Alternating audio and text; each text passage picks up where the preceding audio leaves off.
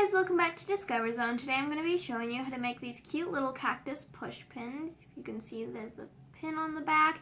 You can also use a magnet to make these into magnets, but these are super fun to do, so let's get started. The items you'll need are a paper with some pictures of cactuses on it to outline. You'll also need a glue gun, some green nail polish, some push pins or thumbtacks or magnets, and some white paint, and a piece of parchment paper or waxed paper.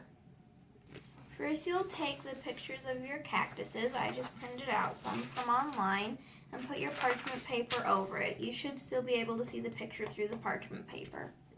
Now you want to trace the picture with your hot glue gun.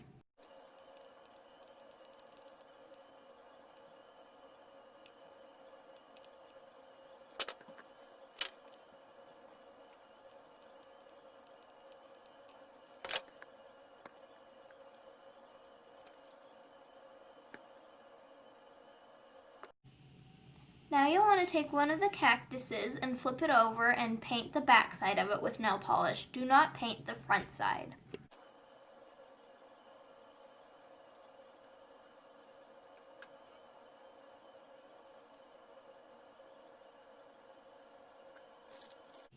Wait for the first coat to dry. Now you want to repeat it by doing 2 to 3 more coats of nail polish.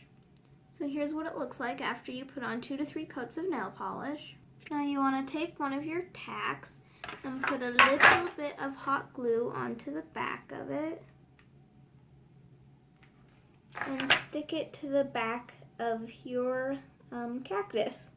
Sorry, my mind went blank for a minute, and then wait till that dries. So now that that is dry, you want to put a little daub of white paint. I'm just using the top of the cup. You want to take another push pin and dip the pointy end into the paint and make a little dot on your cactus with that pointy end. There's the first dot.